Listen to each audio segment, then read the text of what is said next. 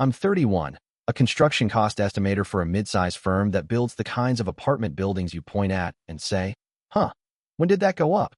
My days are spreadsheets and site walks, and a phone that thinks I'm married to my calculator app. It's not glamorous, but when you know the price of everything from a cubic yard of 4,000 psi concrete to a polite change order, you start to see the world in columns. Materials, labor, overhead, margin, rinse, repeat. It suits me. Numbers don't roll their eyes. Numbers don't sigh when you say your goal out loud. I live pretty quietly. I make my coffee at home. No foam art, just honest caffeine. I drive a 5-year-old hatchback that still smells faintly of someone else's dog. My favorite shirt is a long sleeve with paint I meant to tape off, but didn't. I save receipts and I label things like a kindergarten teacher with a label maker. And I am, by most adult yardsticks, doing fine. Not a yacht guy, not a penthouse guy, decent dental insurance, and no credit card interest guy. Satisfying, solid, sturdy. Like a well-set door that doesn't stick in summer. All of that is the context for the line I grew up under. The one I still hear sometimes when I'm halfway through my second cup of coffee and the apartment building across from the job site throws its shadow, just so. You'll never buy your own house. My mother said it the way some people say, bless your heart. Sometimes as a joke, sometimes like a prophecy, sometimes like a dare she didn't expect me to take. She didn't call me lazy or stupid. I was never grounded for bad grades because my grades weren't bad. But that sentence was the wallpaper of my childhood. It was there when we drove through nicer neighborhoods to look at the lights. It was there when I taped a floor plan to the wall and she laughed, soft, like I'd hung up a drawing of a dragon. It was there when the landlord raised the rent and Mom put her head down on the kitchen table and breathed like it hurt to do it. To be fair, Mom worked hard. She raised me alone. She was a medical receptionist who moved up to office manager, which is like saying you graduate from putting up with people to putting up with people and spreadsheets that won't print two-sided. She carpooled with neighbors and stretched ground turkey with oatmeal and traded plants with a lady down the hall because the apartment felt bigger if something green was trying. She also had a relationship with money like it was a weather system. Nothing you could do about it except carry an umbrella and complain when the wind flipped it inside out. Her line lived in that weather. On a good day, she'd say it with a grin. You'll never buy your own house, unless monopoly money counts. On a bad day, it had an edge, like she was saving me from disappointment by handing it to me up front. You'll never buy your own house, sweetie. People like us rent. And then she'd shrug, because shrugging is cheaper than hope. When I tell friends this, they try to reinterpret it for me. She probably meant it as realism. Maybe she wanted to motivate you. Maybe. But you learn quickly that jokes that land on the same bruise stop being jokes. And if your mother's voice is the first one to wrap itself around your ambition and squeeze, you start keeping ambitions in the dark like seedlings you're not sure will make it if anyone sees. So I learned to keep it quiet. I learned to smile and change the subject. I learned to file away the Zillow daydreams like recipe cards. Meanwhile, I studied. I worked. Not in some movie montage, with dust motes and acoustic guitar, but in the dumb, unphotogenic way you become good at something. Measuring twice, and again because the submittal changed. Asking foremen what they actually used last time. Obsessing over unit prices and inflation indices, saying, let's assume lead time slips 2 weeks, and then being right more often than felt fair. By 27, I was making okay money. Not buy a house cash money. Not bid on a beachfront teardown money. But if I learned to cook chicken 5 different ways and keep rent low, I can stack a down payment money. So I did the boring things. I set up autopay. I moved in with 2 roommates who labeled their leftovers as aggressively as I do. I fixed their cabinet hinges without being asked, and I replaced the gross shower head, and I am not ashamed to say that I learned how to make a decent vinaigrette, and it changed my life. At 28, I ran the numbers so often my calculator started to feel warm with feeling. I followed interest rates like some people follow sports. I knew the difference between FHA and conventional, between PMI and put down 20 and never think about it again. I scrolled through listing photos while microwaving rice and misjudged the time more than once because I was zooming in on a closet to see if they'd faked crown molding with paint. I taught myself to speak mortgage, which is mostly about understanding that lenders love consistency more than charm, and that credit scores are just report cards with better marketing. If this sounds obsessive, it's because it was. The line in my head needed a counterweight. Not rage, just something dense and patient I could set on the other side of the scale. I didn't set out to prove her wrong, like a cartoon protagonist shaking a fist. I set out to live a life that felt like mine. The revenge, if it could be called that, was going to be the quiet kind. The kind that doesn't need a drumroll. The kind where you take a key out of your pocket and open your own door. But the idea of a reveal started to grow like mold on the bottom of a forgotten jar. Unnoticed at first, then suddenly kind of everywhere. It wasn't about humiliating her. It was about making a moment big enough to shout down a sentence that had lived rent-free. Oh, the irony. In my skull for decades. I wanted something that would glitter in memory. I wanted to watch her face do that thing where she thinks she recognizes the picture and then realizes the camera has been tilted the whole time. It helped that I'm good at planning. My job is literally forecasting heartbreak for schedules. You learn how to orchestrate things so that when a delivery hits late, you've already got the site fencing widened and the forklift charged. You learn, for instance, that a tour feels more like a tour if the lights are already on. That a room feels like your room if there's a coat you recognize hanging by the door. That a backyard feels like promise if the gate swings the right way. Even now, typing this, I can feel my shoulders go a little light thinking about it. I'm not a petty guy. I don't carry grudges in my pockets like stones. But I do believe in narrative symmetry. If your childhood has a chorus, your adulthood deserves a better reprise. When the time came, I wanted to deliver my line with a smile and a very specific walk. But I'm ahead of myself. Before there was the plan, there was the kid counting allowance into a jar labeled house, in black marker that bled through the label and onto the glass. There was the teenager who took a shop class and learned that what fits best when you respect both pieces. There was the 20-something who said no to a trip because the money looked better in an index fund. There was a phone background that was just a picture of a clean baseboard corner, cocked right, paint crisp, that I looked at when I needed to remember what I wanted. And, yes, there was my mother's voice, sometimes tender, sometimes tired, sometimes sharp, saying the line that lived with me. You'll never buy your own house. Reader, I did. But the story of how we got to the front door matters almost as much as watching her walk through it. If childhood is a soundtrack, mine had one very catchy chorus. It played under commercials, homework, and every time our upstairs neighbor decided 2 a.m. was a good hour to practice clog dancing. The line wasn't constant. Mom wasn't that cartoonish, but it had a way of showing up at the emotional punchlines. Like this. Age 7, Monopoly night. Mom is ruthless with paper money. She buys up orange properties like she did them a favor and builds houses with the speed of someone who's been waiting all day to play pretend capitalism. I land on Tennessee Avenue, count out rent, and glance at the plastic houses. Someday I'm going to have a real one. I say, chip-voiced, imagining a Bluetooth story where homework does itself. Mom ruffles my hair and says it lightly, sing-song. You'll never buy your own house, kiddo. People like us collect $200 and keep it moving. She grins to show she means well. I pretend to grin back. My stomach files the line under mysteries that feel bad. Age 10, Sunday drives.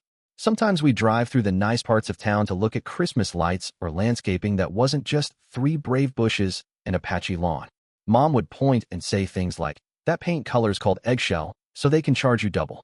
I remember a cul-de-sac with brick mailboxes like tiny castles. Which one would you pick? I asked. She laughed. The one with the least property tax. Then, softer. Enjoy the view. You'll never buy your own house. She said it like she was protecting me from something sharp on the sidewalk. Age 12, the first open house. Our apartment complex was doing renovations and staged a unit to show off the upgrades. We wandered in with everyone else, lured by free cookies. I was busy absorbing the smell of new carpet, the straight lines of unused grout.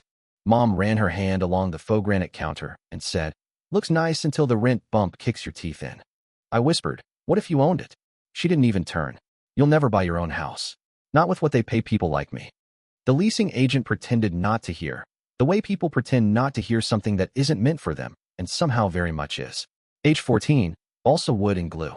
For the science fair, I made a model house with a cutaway showing electrical wiring and plumbing. It was objectively nerdy, and, to be fair, I did glue my finger to the roof twice. When I set it on the kitchen table, proud like I'd built the Taj Mahal, Mom looked impressed for a beat, and then practical. Smart, she said. But take it to school and bring it back. Don't be like your cousin who left his bike outside. Things disappear. Then, like routine maintenance on a sentence. Anyway, you'll never buy your own house. But being handy will keep your deposit. Age 16, rent hike season. Our landlord slid a paper under the door like it was a snake shedding skin. Plus $80 a month, effective in 60 days. Mom sat at the table, one hand on her forehead, the other on a calculator that had a missing 7 key. I offered my after-school pay from the hardware store. She squeezed my wrist. You shouldn't have to. Then she looked at the wall like there was a magic door in it. We can barely keep up with this now. Owning, you'll never buy your own house. It wasn't cruel. It was a weather report, more of the same, with a chance of thunder. Age 17, guidance counselor office. The counselor said state school, scholarship, work study.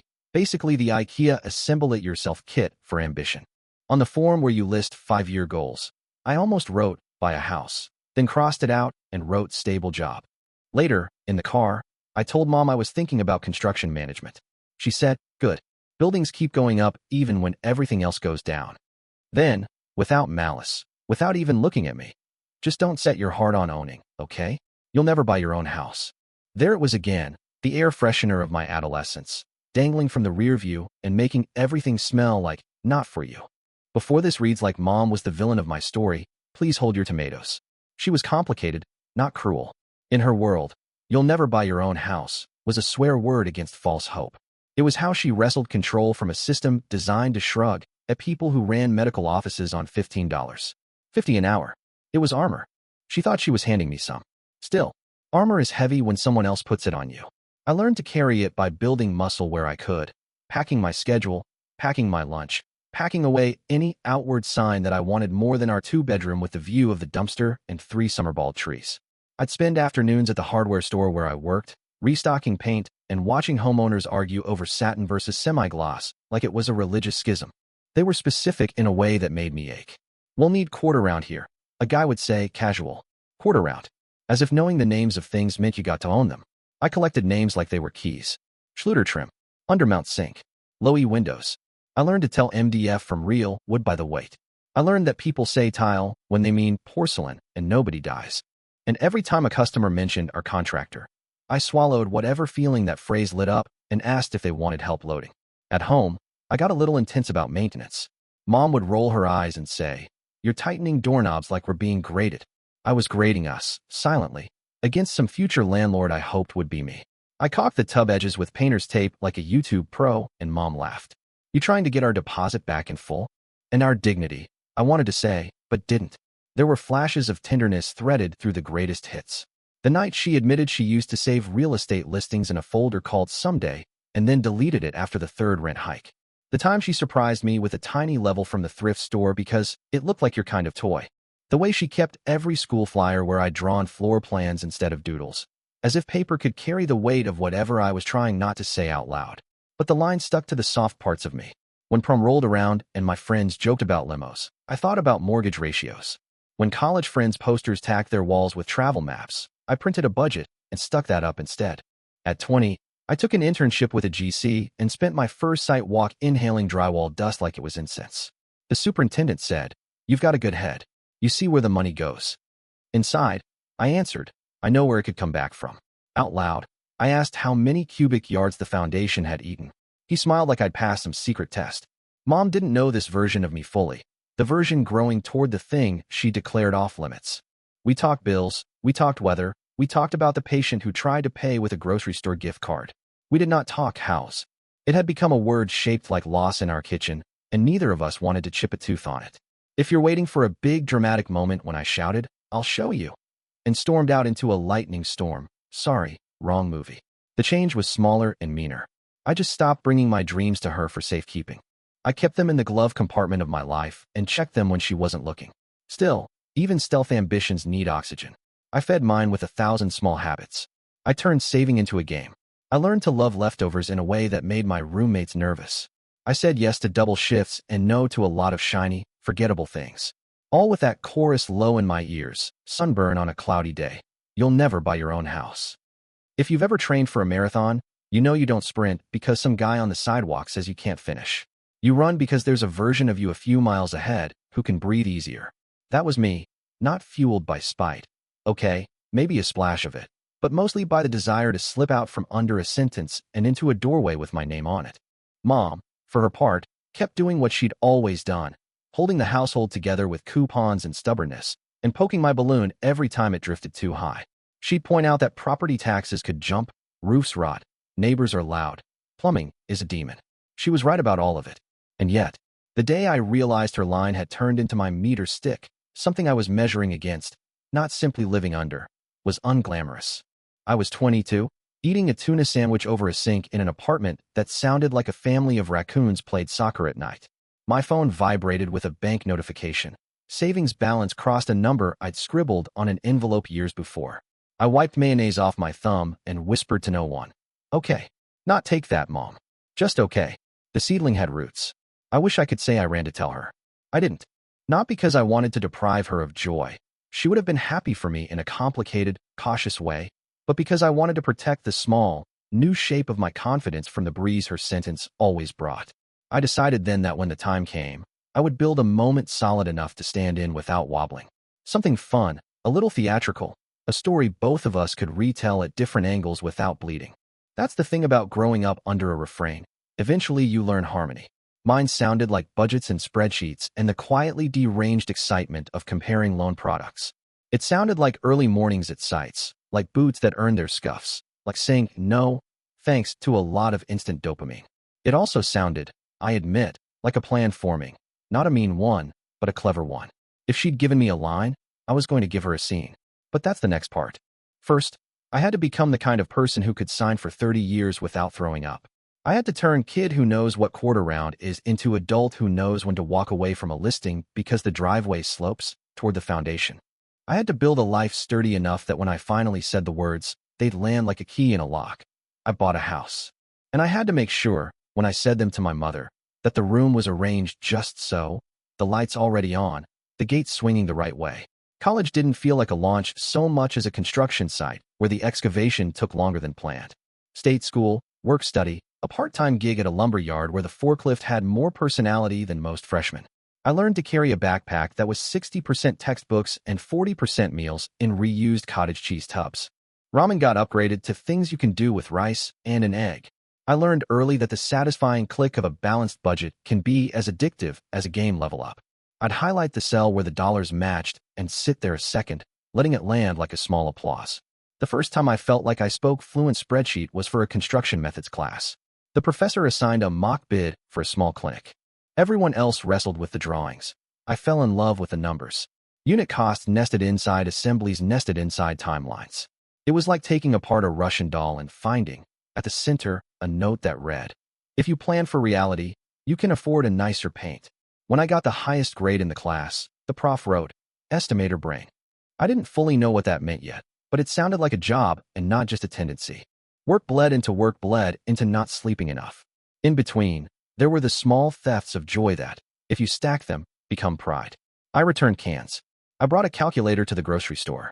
I stopped buying coffee at places with machine-drawn leaves on top because I realized I was paying rent on someone else's latte art. My roommates called me Dad in the affectionate, roasting way, and I responded by fixing our leaky sink with a $3 washer and a YouTube video. Mom and I checked in every Sunday.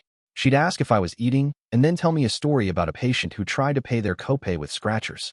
I'd tell her about my classes in broad strokes and skip the part where I'd started a savings spreadsheet called House. Not because I was keeping secrets, exactly, but because that word in our family had the same gravity as a cuss. I kept thinking, let it get strong enough to stand before I ask it to carry her voice. After graduation, degree in construction management, minor in how to pretend you're not anxious, I landed at a mid-sized GC, then jumped to an estimating firm that bid for developers. My first boss there was Diane, a woman who could look at a set of plans and tell you how many RFIs you'd need to survive the MEPs alone. She taught me to add a line item called "Things We'll Forget" and to never believe a subcontractor who says, "We'll figure it out in the field." She also had the most soothing relationship to money I'd ever seen. "It's math," she'd shrug, not like a person dismissing a concern, but like a nurse taking a pulse. We learned the rhythm. The rhythm for me looked like this: 6:30 a.m. Bus, oatmeal in a mason jar. Yes, I became that person. No, I'm not sorry. 8 hours of quantity takeoffs and vendor calls, an hour at the gym to keep my back from becoming an L bracket, then home to meal prep like a tiny restaurant for one. Wednesdays I'd help a carpenter friend, Luis, on side jobs for cash, floating shelves that didn't float, crown molding that made people gasp like they'd seen a magic trick. It wasn't glamorous, but it was tactile, which balanced the screens. He'd say, "You can read plans. Now read wood. It speaks slower." Money-wise, I did the unsexy things. Paid my loans down aggressively, then refinanced when the math said so. Maxed the employer match because free money is not a metaphor. Built an emergency fund big enough to breathe into. Set up auto transfers so past me would be kind to future me without present me having to white-knuckle through temptations like burrito bowls and shoes that don't squeak. I taught myself that the feeling of wanting something wasn't evidence I should have it. Sometimes it was just a commercial living in my head rent-free. Dating in this era was fine. I went out with nice people who did not find spreadsheet talk as charming as I do. I learned to say, I'm a numbers guy, and then pivot to asking about their day before I started ranking brunch places by price per protein. One girl told me my budgeting habit felt like a hobby with homework. I couldn't argue. We wanted different things. She wanted spontaneity. I wanted my future mortgage to feel like a hug, not a chokehold. There were setbacks, because of course there were. The time a client pulled a project after we'd invested weeks in it, and Diane's calm turned tight around the mouth. The time Luis miscut an expensive piece of trim, and I watched him go very still, like a lake in winter. Buy another. Call it tuition, he said, and I ate the cost without a wince because I recognized a lesson when it held out its hand. The time my car developed a noise that sounded like a box of spoons tumbling downstairs, and the mechanic quoted a number that made my emergency fund whimper. I paid it. I didn't tell Mom. I didn't want to offer her any evidence for the prosecution of her favorite sentence. Interest rates did their thing, up, down, sideways, and I followed them like weather. I learned what a good lender sounds like, boring, methodical, and what a bad one sounds like, charming, frantic. I read mortgage forms written in the voice of people who'd seen the circus fire and were now handing out maps. I made a spreadsheet, surprise, that modeled down payments against PMI costs, property taxes, insurance, HOA, maintenance, and the thing you forgot line Diane would be proud of. I built in a roof fund because wood and shingles do not care about your timeline. Meanwhile, life kept being itself. Mom got a new manager who believed in stretch goals, which mostly stretched people thin. She started saying my feet as a greeting when I called. Her rent bumped again. Just enough to be insulting, she said, and I could hear her rummaging in a drawer for coupons, for aspirin, for something to soften the angle of the day. I told her she could move in with me if she wanted, even though my place was 3 rooms and 2 of them were not really rooms. We make it work, I said. She laughed in that way that means, please don't make me cry. Any prospects? She'd ask, meaning romance, meaning a grandchild I could hand her like proof that all this sacrifice grew fruit. A few, I'd say, meaning houses, meaning neighborhoods where the trees had learned to arch over the street like a blessing. I kept the word separate because that's how we survived us. She'd still drop the old lines sometimes, not as often, but like a reflex. Don't kill yourself over saving. You'll never buy your own house. I'd changed the subject to the neighbor's dog who wore little rain boots in storms. By 29, a number appeared in my savings account that teenage me would have considered impossible, like owning a private jet or understanding cryptocurrency. It wasn't fancy. It was solid. Enough for 20% in my market if I was flexible on zip codes and allergic to granite. I pressed the screenshot button with reverence and then closed the app like it was going to tell someone if I left it open too long. I told exactly 3 people, Diane, run your numbers again at 5% higher everything. If they still sing, you're good. Luis, you buying? I'm coming over to judge your studs. And my friend Maya, who had survived a condo board and now spoke of HOAs the way people speak of biblical plagues. None of them said, be careful, like a warning against dreaming. They said, be careful, like someone handing you a nail gun and trusting you not to point it at your foot. House hunting, at first, felt like online dating. Glossy photos hiding weird smells, flirty listings that forgot to mention the train tracks out back. I kissed a few frogs. Charming bungalow, meant floors sloped like a ski run. Cozy, meant you could stir soup and flush without moving your feet. I learned listing photo tricks. If every picture is at a Dutch angle, the room is tiny. If they show the backyard in winter, the fence is probably ugly in summer. I went to open houses where realtors handed me booties and a pamphlet and a smile that said, you look like a comp. I practiced my poker face. I practiced not falling in love with crown molding so hard, I ignored the water stains blooming like continents on the ceiling. I made one offer on a place with a mature oak and a kitchen straight out of 1996. Under asking, earnest money ready, inspection contingency like a safety net. We lost to an all-cash investor who probably didn't even walk through the door, just had an assistant hold the phone up like a periscope. I sat in my car and let myself feel exactly 30 seconds of bitterness. Then I put it away, filed, not deleted. At some point in this montage, I got pre-approved. If you've never seen your name on a letter that says a bank believes in you, believes you're a reliable bet for the next 30 years, it's like someone stamping your passport to a country you've wanted to visit since you were 7 and smug at Monopoly. I stared at the amount longer than was dignified, and then immediately did my own math on why I should aim under it. Just because you can doesn't mean you should, Diane's voice said in my head, joined by my own older, softer one. You're not here to win the loan. You're here to win the life after it. And then, because stories need a just right house, and real life occasionally obliges, I found her. A mid-century with knee-height brick, a carport that wanted to be a garage when it grew up, and a backyard whose fence looked like a friendly shrug. Not huge, not fancy, but the bones were good, the roof was young, the windows double-paned, and the street had that quiet where neighbors wave while carrying groceries. The kitchen had cheaper cabinets done with care, the kind of care that forgives cost. I walked through the living room and my chest did that helium thing. The light fell just so on the floor, and my brain, the jerk, started arranging furniture I didn't own yet. The listing agent said, "We've got a bit of interest." He said it like weather. I did my rounds, ran comps so hard my eyes went fuzzy, called Luis to ask if the subfloor looked like it wanted to stay in one piece. It did. Staged my offer like a polite, firm handshake. Fair price, solid terms, things we'll forget, already in a contingency. I wrote the letter you're not supposed to write anymore. Fair housing, I respect you. But instead of pleading, I kept it short. I am boringly qualified. I will close. I will take care of this house. While we waited, I drove past at different times, morning, lunch, dusk, to see who the street became when no one was watching. A dad in socks and sandals watered the strip of grass like it owed him money. A woman jogged with a dog shaped like a loaf of bread. A kid zipped by on a scooter, helmet strapped like a promise. It felt like the kind of place where routine grew, not just roots but rituals.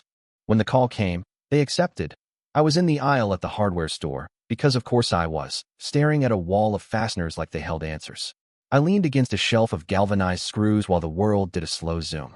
The line, Mom's line, flashed through my head with a soft pop, then faded like a firework whose sparkle is mostly smoke.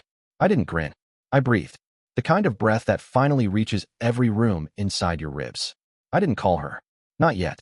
Not because I wanted to hoard the joy like a dragon, but because I wanted the reveal to be a story, not a sentence.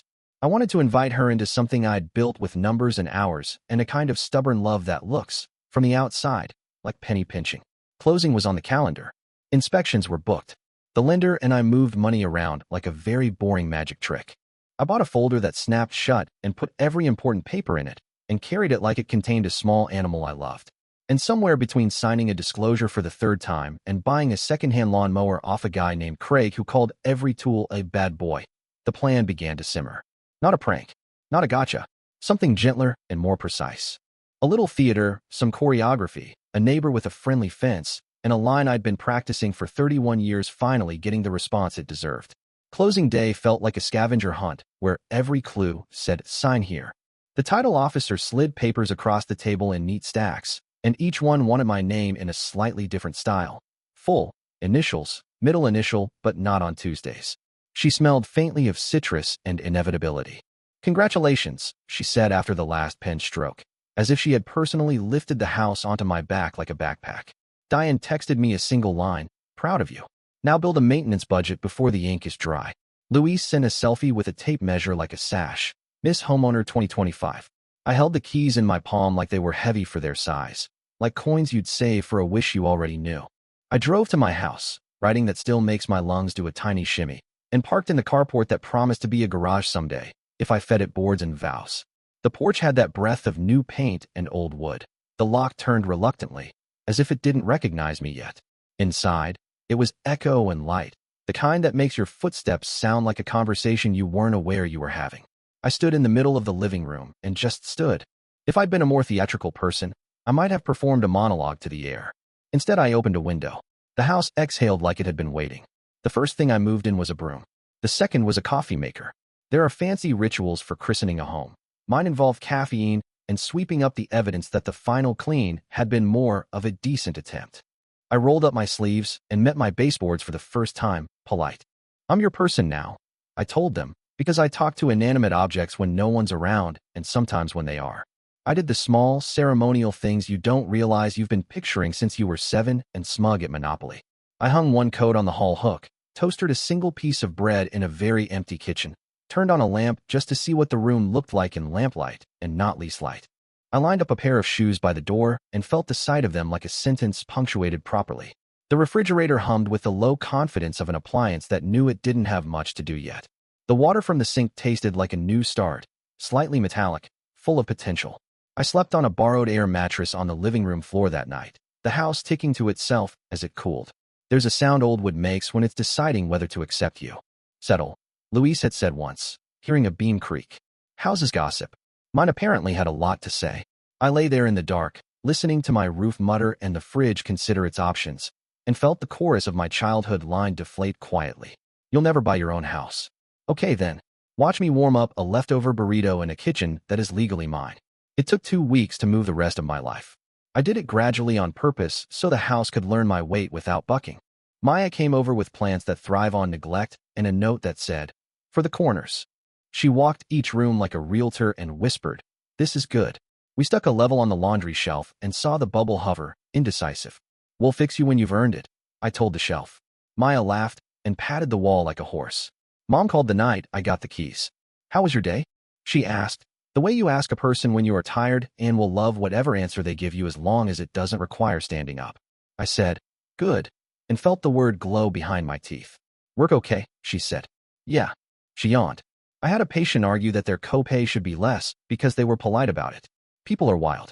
I almost said it then. I almost said I did it. But the moment didn't feel like a stage. It felt like a hallway. I wanted a foyer. So I invited her. "Hey," I said, casual like I wasn't about to rearrange our family mythology. "Are you free next Saturday? I want to show you my new place." Silence, then a careful inhale. "Your place?" she repeated, tasting the vowel like it might be a trick. "My place," I said, then quickly added, "It's not huge or fancy, but it's mine." She made a noise I didn't have a file for. "I'll bring muffins," she said, because hospitality is our family's currency when words get expensive. The plan had been simmering since the pre-approval letter, but it clicked fully into place after the second weekend when I met the neighbors behind me. It's one of those streets where parcels back onto each other like book spines. My lot's fence runs into theirs, and there's into the new build on the corner that was wrapping up with the kind of efficiency that makes HOAs write thank you notes. The new build belonged to a couple, Priya and Omar, who were moving in with their 6-month-old and a minimalist sofa that looked like it had a LinkedIn. We traded cookies across fence rails. Priya said, "Welcome," like a ceremony, like pinning something to my shirt. Between our backyard sat a wooden gate installed by some merciful developer with a practical streak. A simple latch, 2 hinges that squeaked like they wanted oil, a sliver of path connecting our lives if we needed to borrow sugar or a hedge trimmer. When I saw it, the idea went from amusing to inevitable. My mother's line had always been a boundary. I wanted the reveal to be, literally, a threshold.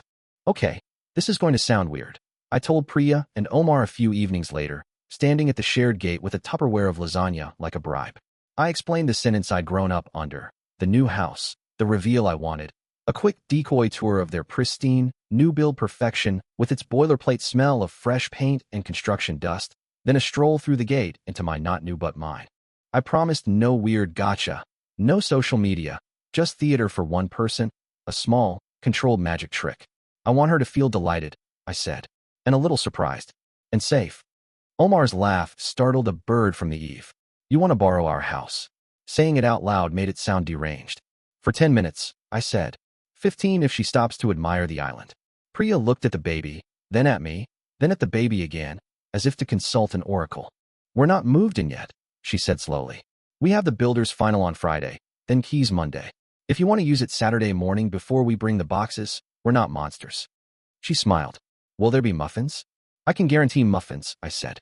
"And I know a man who will come fix your squeaky hinge." We set rules because adults ruin everything fun by preventing lawsuits. I would text them as Mom and I pulled up. They'd leave the front door unlocked and head to brunch. I would touch nothing besides light switches and a faucet to sell the idea of lived in. I would not do anything that would make a builder's punch walk list sprout new bullet points. I would bring a roll of painter's tape and mark a floor scratch they pointed out so the superintendent couldn't accuse anyone later. "You're ridiculous," Omar said affectionately when I suggested taping a do not sit note on the elegant, unsat on sofa. "I work in risk management," I said, which is true if you squint at my job from an angle. Then came the choreography. I did a walkthrough of both houses with my phone the way a stage manager does with a flashlight in a black box theater.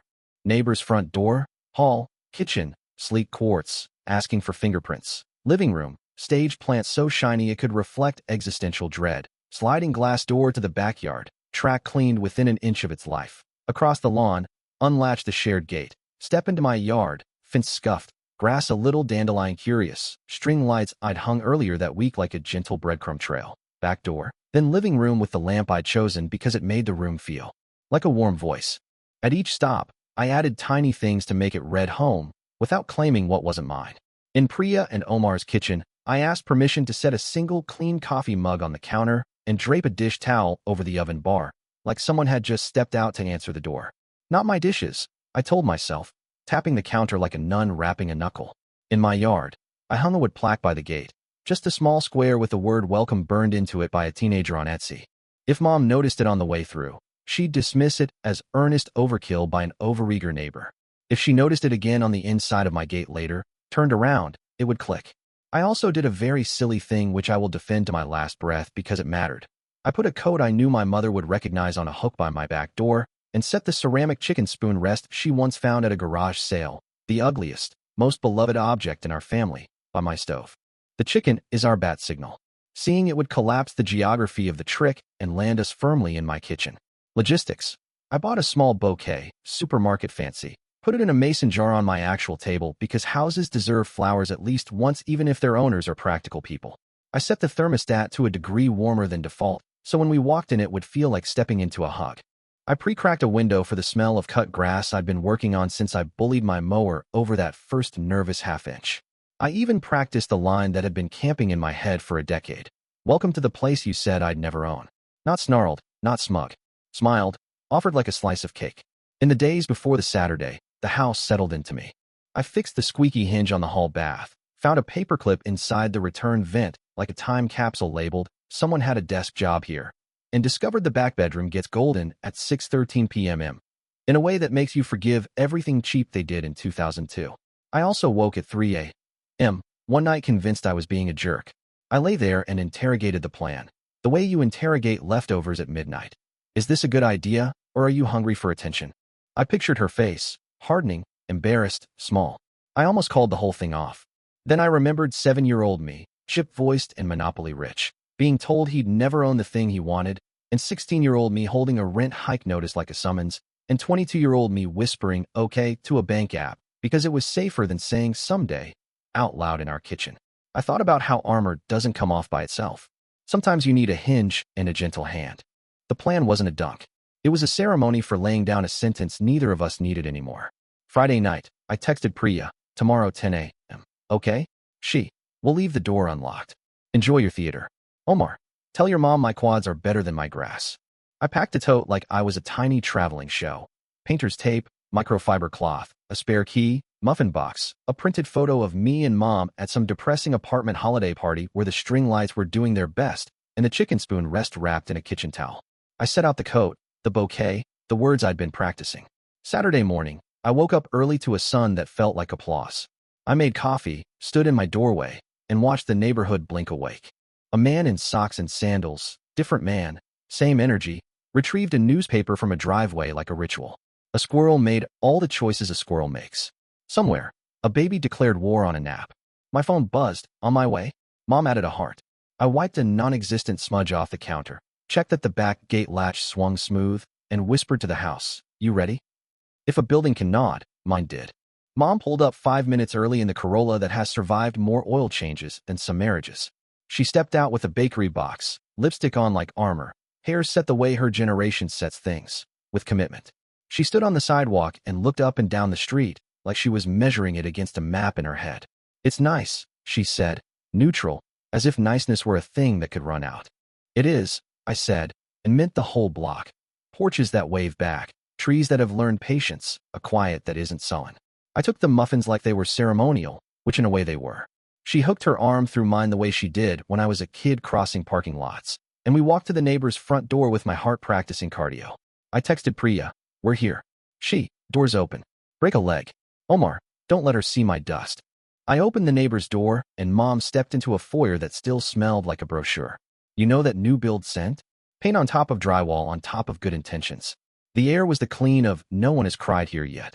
The builder's cleaner had left the faintest lemon streak on the banister like a signature. Mom paused, the box of muffins hovering like a dove, deciding whether it trusted this chapel.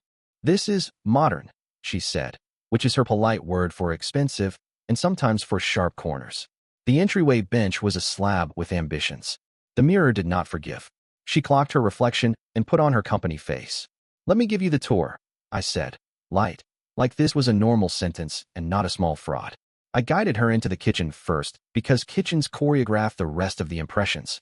It was a textbook quartz island situation, waterfall edge, pendant lights like spaceship earrings, one of those faucets with a spray head that looks like it could interrogate suspects.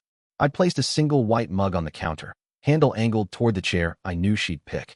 The dish towel over the oven bar was striped, friendly. The staging plant in the corner looked glossy enough to leak toner if you poked it. Mom put the muffins down and ran a fingertip over the countertop, the touch-reverent thing people do when they're pretending they touch these kinds of surfaces all the time. Solid, she murmured. You could roll pie dough here.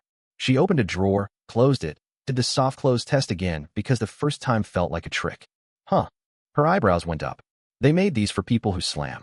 Then, that old reflex. She glanced at me sideways, about to say a sentence she might not need anymore. She swallowed it. Where do you put your spice rack? She asked instead, and my chest did a weird fond ache at the pronoun. You're over there. I lied gently, pointing at a cabinet. This was the part that made my tongue feel like it was wearing tight shoes. I wasn't going to recite square footage or claim a mortgage on what wasn't mine. But the fiction, once you step into it, asks for small corroborations. I breathed slow. 10 minutes. Then the gate. We moved through the living room where the builder had set a linen couch, like a thesis statement. The stagey throw blanket had a price tag tucked under, scandalized. The TV wall had been measured by someone who knew the exact width of a Sunday football argument. Mom did a polite circuit, fingers skimming surfaces, eyes doing the I could vacuum this math she does in any room. She checked the baseboards, proud of her, peered at a return vent, my influence, and then, as if it surprised her, sat on the edge of the sofa. It was not designed for sitting, not really. It was designed for hospitality. This neighborhood used to be fields, she said, like a woman recalling an old friend's teeth before braces. Mrs. Ellison's brother had a goat out here. When it rained, the ditch would flood and kids would float sticks. Her voice had the warm, soft stretch of a person telling the truth with their body. Then she remembered herself. This is really something. A beat. Are you sure about the payments? She said it gently, not to puncture, but to check for air. I ran the numbers. I said, which in our family is the same as saying, I sharpened the knife and wore the glove. She nodded, trusting me the way you trust a nurse to find a vein. Still, I saw the flicker. The reflex to find the trapdoor. Old sentences don't retire easily. They pace the edges. We peeked into the half-bath, tiny, righteous, admired the tile like an Instagram, and then I steered us toward the hallway. The spare bedrooms wore their fresh carpet lines like shaved ball fields. Mom opened a closet and did that small, involuntary inhale people do when they see a good shelf. You could put your toolbox up here, she said, then caught herself and laughed, embarrassed to have been so practical inside a dream. I mean, wherever you keep it. She looked up at me like we were conspirators. This was the part where guilt pricked me, just a pin. She was playing along with what she thought was my reality, and my reality had its foot over the line dividing 2 yards. In the primary bedroom, she ran her palm along the window trim and checked the lock. Sturdy, she said, and then, so soft I almost missed it, safe. Her face did that unguarded relax for a second, the one I saw when I was little, and she finally sat down after working a double and decided the couch could be a raft. I wanted to tell her right then. I wanted to swing open the truth like a door. My stomach did a gymnast's wobble on the beam. 10 minutes, I reminded myself.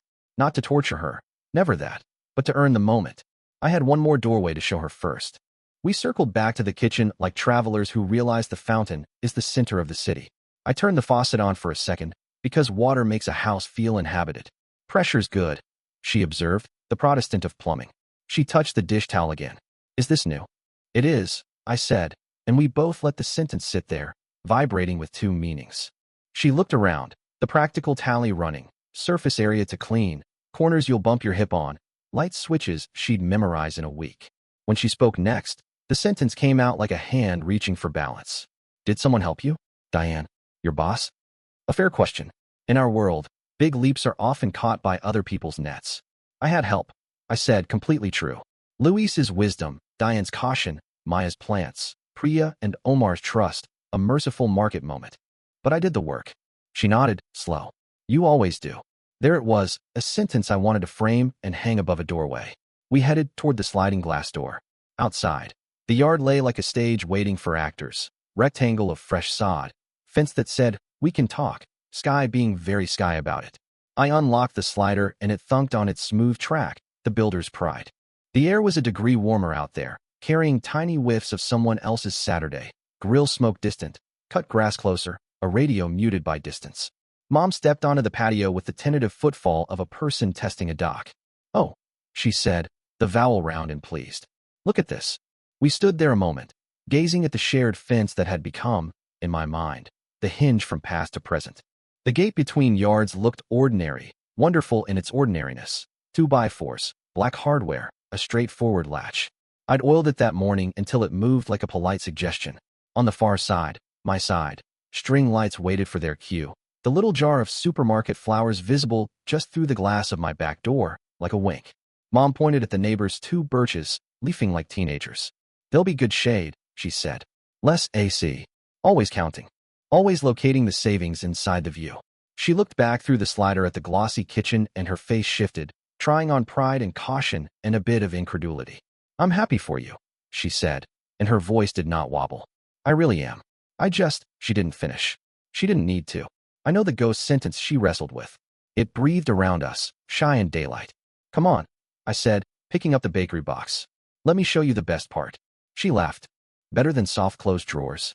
Doubtful. But she followed, obedient to a tour's momentum, her hand brushing the fence as we walked.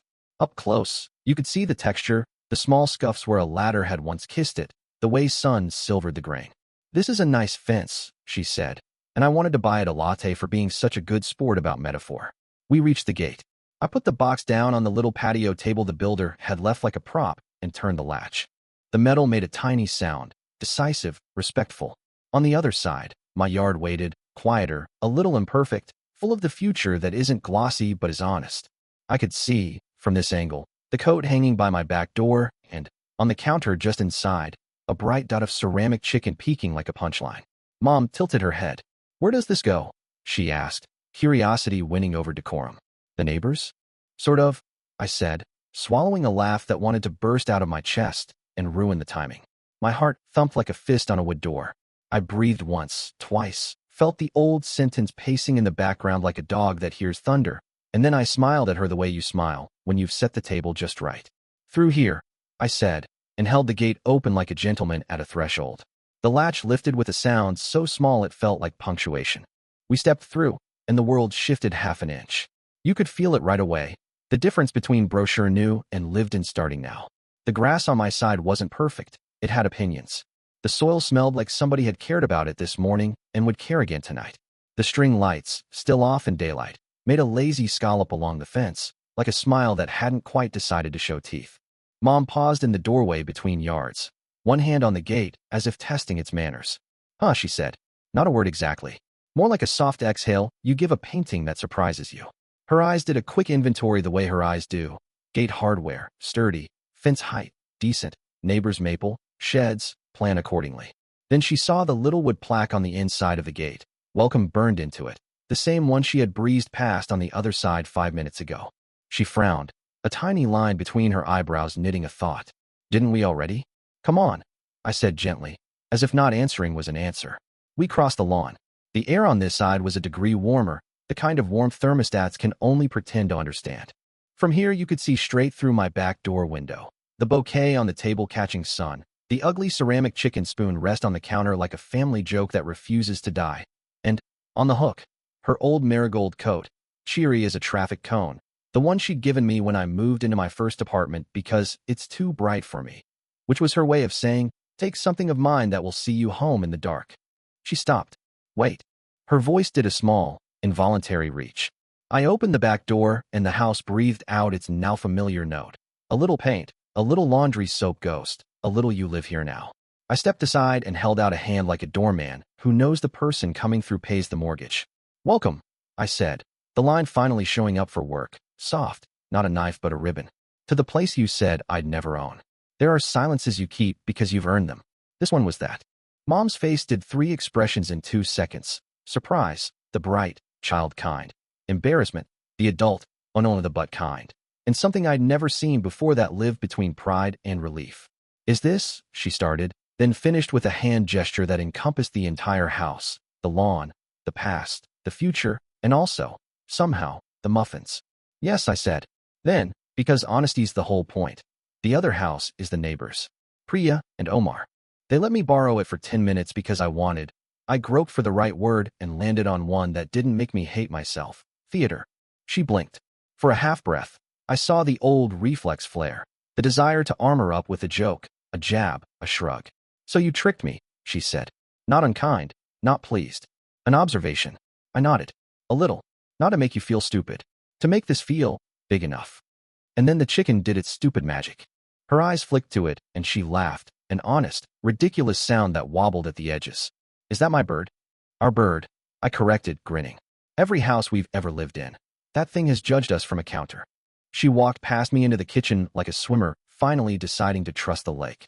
Up close, she touched the spoon rest, the counter, laminate, not quartz, plucky, the bouquet.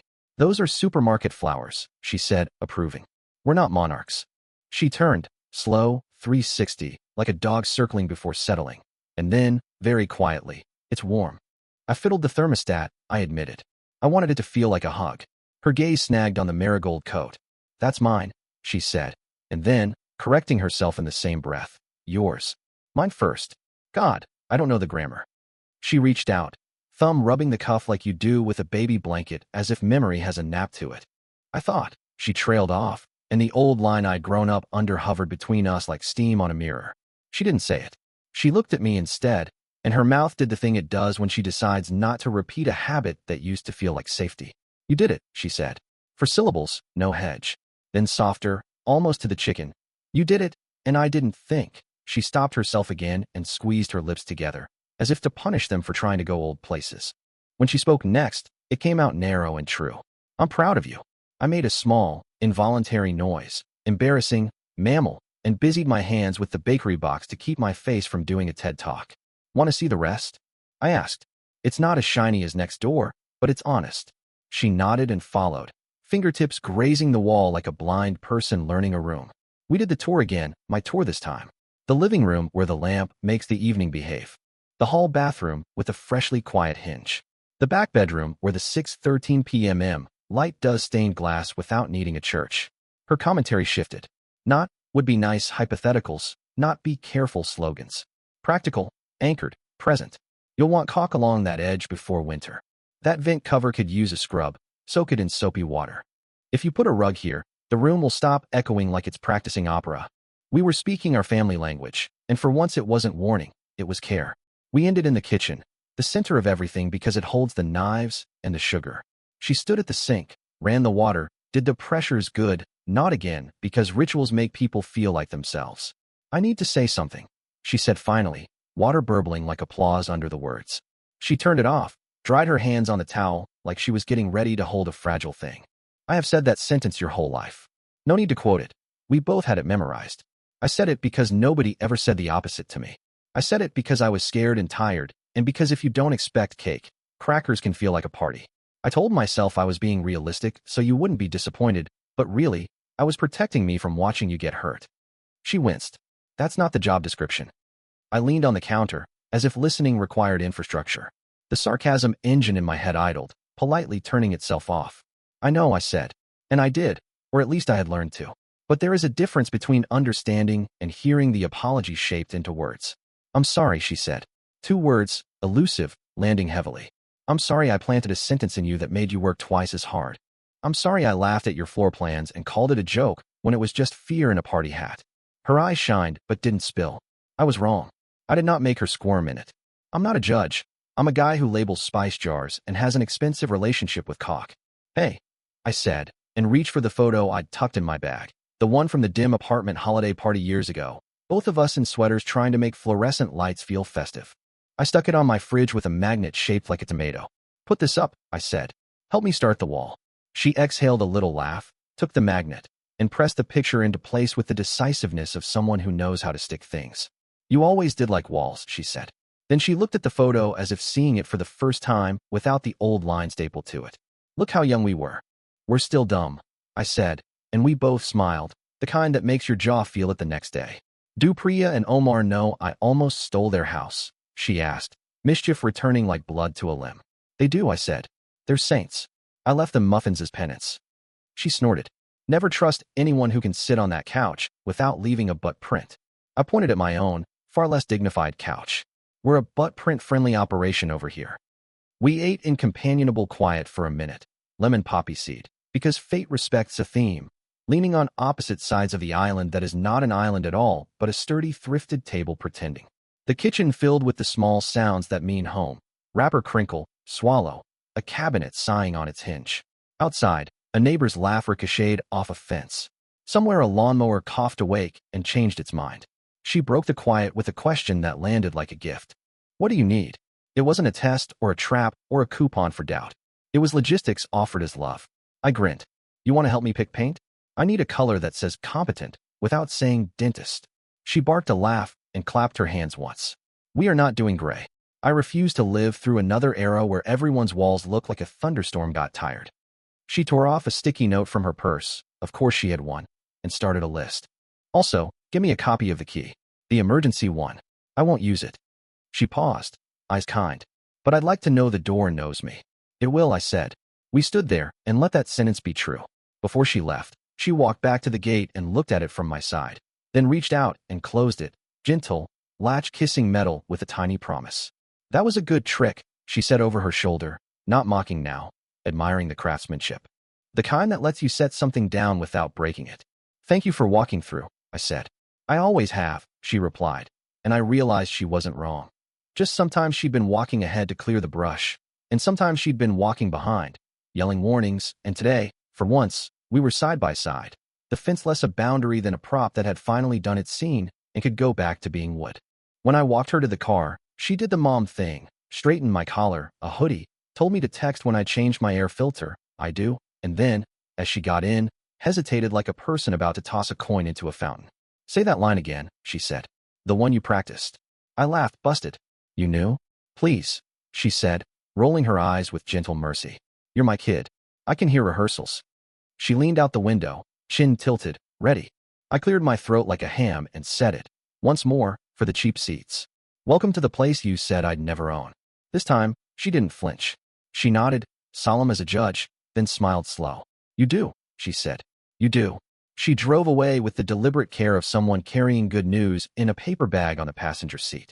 I stood in the driveway until the taillights turned a corner, then went back inside to a house that had just learned a new sound. The sigh a story makes when it closes, not with a slam, but with a click. The first morning after the reveal, the house woke me up. Not with an alarm. Just that particular light that sneaks under a blind and taps your eyelids like, hey, breakfast exists. The rooms felt wider, as if letting someone see them had stretched the walls in a way no contractor could bill for. I made coffee and leaned against the counter where the chicken judged me for using a mug with a chip. Outside, a squirrel auditioned for parkour. Inside, there was a note on the table in my mother's blocky handwriting. Thermostat at 70 is wasteful. 69 is love. Underneath, a doodle of a house that looked suspiciously like mine, roofline unsteady but sure. It took exactly 3 days for "you'll never buy your own house" to exit our family vocabulary. Not through a ceremony, though, honestly, I considered staging one with a shoebox and a eulogy, but through benign neglect. Habits starve when you stop feeding them. In its place, new phrases arrived. Do you need a ride to the lumberyard? Text me when you climb the ladder, and again when you're off it, so I know gravity forgot about you. Do you want the good Tupperware for your leftovers, or the judgmental kind? I caught her correcting herself once. She started to say, people like us, and then rebuilt the sentence midair. People, she said instead, learn. It landed gentle. The day after the reveal, I drove to the hardware store and got a duplicate key made. I picked a tag that looked like a tiny brass house because sometimes you have to lean into symbolism like it's your day job. I handed it to her in the parking lot of a bakery because we are unable to make significant gestures without carbohydrates present. She turned it over in her palm, thumb rubbing that little peaked roof, and then slid it onto her ring with the insurance cards and the mystery key nobody remembers owning. I won't show up unannounced, she said, eyes on me, but I'll know I could. That's the point, I said. The door knows you. Priya and Omar came by with their baby the following weekend, the kind of creature whose thighs make a case for cherub statues. The debrief was half laughter, half contractor gossip. I replaced their gate hinge squeakiness with the smug efficiency of a man who owns a small bottle of lithium grease and opinions. We stood in my yard with paper plates and charred hot dogs like suburban caricatures and admired my string lights because adults need twinkle to justify emotion. Mom, meeting them for the first time without a plot twist attached, brought a bean salad and introduced herself as if the word mother had gotten shinier. Priya handed the baby to Mom, who did the automatic bounce of someone who has soothed 1,000 midnight ghosts. Did she like the theater? Omar asked me quietly. I looked over at my mother, spot cleaning a bib with the concentration of a heart surgeon. We all did, I said. There were practical ripples too. We painted the living room. After a debate in the aisle that had people in orange aprons quietly placing bets. Mom is an anti-gray zealot. I am a man who can be seduced by a chip named Fog at dusk. We compromised on a color that the card called pale wheat and Mom called not terrible. We rolled it on together, her in a bandana she's owned since the Reagan administration, me silently re-evaluating my stance on drop cloths. Cut in like you're solving a maze, she instructed, standing on the ladder I'd sworn not to let her climb, because authority is a circle, not a line. We worked without music because the house provided rhythm. Roller squeak, paint tray sigh, the thud of two people trying this new version of us on and finding it fit. After paint came shelves. After shelves came the zillion small rights of ownership. Changing the HVAC filter, learning the trash pickup schedule by the smell, calling the city about a streetlight that blinked like a Morse code confession. On a Tuesday, the washing machine decided it was a fountain. I texted Mom a picture and she replied, "Unplug it. Shop vac. Then YouTube." 3 hours later, I had a new water inlet valve and a respect for the engineers who make gaskets. "Proud of you," she texted back when I told her it no longer sounded like a waterfall. The sentence fit in my phone and my chest at the same time. We started a Sunday ritual that looks like nothing on paper and everything in practice. She comes by with something she just happened to make too much of, which is how single servings become casseroles. And we fix one small thing. A doorstop, a sticky window, the mail slot that bites. We tape the receipts to a page in a binder because generational trauma meets administrative zeal. We add photos to the fridge wall. The dim holiday party picture, now anchored by a magnet shaped like a house. A Polaroid Priya took of me and Mom holding paint rollers like part-time flags. A shot of the chicken spoon rest, framed absurdly close, because we are a family committed to the bit. The old sentence still wanders by sometimes, like a stray cat who remembers you're a soft touch. It shows up in my head when the mortgage payment posts, or when the lawn decides crabgrass is punk rock. It knocked once when I priced gutters. The difference now is that I don't invite it in.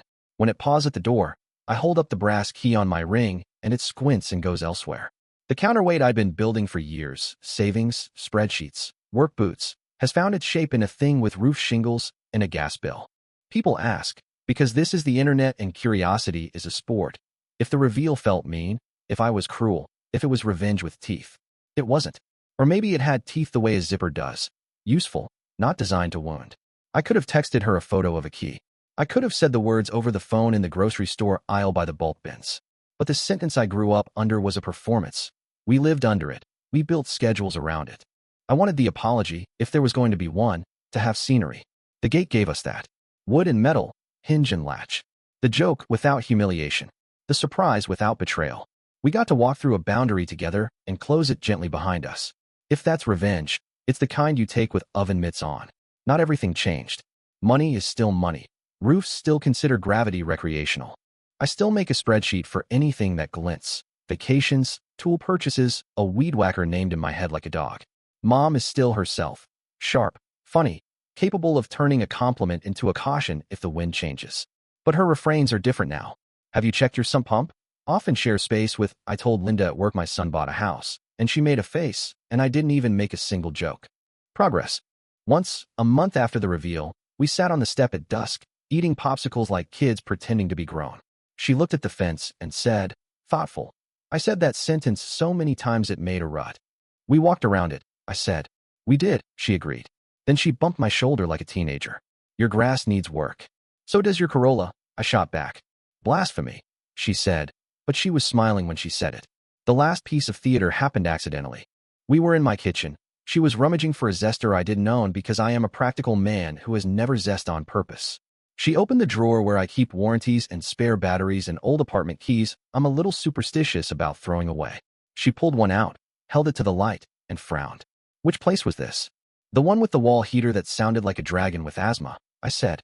"The one where the neighbors sang My Heart Will Go On in the shower, and we considered moving to a cave." She turned the key over once, twice, then handed it to me. "You can let this one go," she said. "You have a better door now." I dropped it into the donate to some art project bowl and felt a stupid sting in my nose. The house, obligingly, pretended not to notice. So yeah, this is my confession and my victory lap, minus the sprinting. I carried a sentence for years that didn't belong to me, and when I finally set it down, I did it with a borrowed foyer and a backyard gate. I didn't humiliate my mother. I invited her into a better script. She took the cue. We're both learning our lines. Yesterday, she texted a photo of her key ring because she'd added the brass house tag to a tiny chain so it wouldn't tangle with the grocery club cards. Under the photo, she wrote, "Stopped by to leave soup. Didn't use key. Just wanted to know it worked." I sent back a picture of the chicken spoon rest looking judgmental over a pot, because some traditions deserve tenure. She replied, "Tell him to stop staring."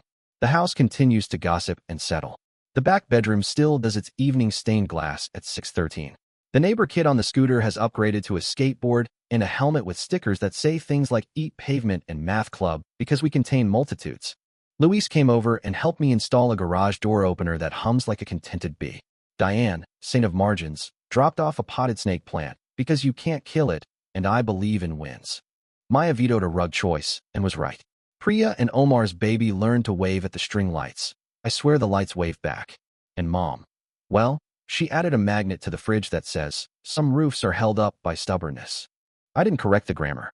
I wrote the monthly mortgage check, digital, fine, watered the plants, and adjusted the thermostat to 69, because love. If you wanted a moral, and Reddit always does, it's this: sometimes the sweetest revenge is delivered with a laugh, a hinge that doesn't squeak, and a spare key on your mother's ring. You don't have to shout. You don't have to scorch earth. You can set a table, open a gate, and let someone you love walk with you from the old line to the new one. She said it again last Sunday as she left, standing in the doorway with her purse like a small planet. "Say the line for me."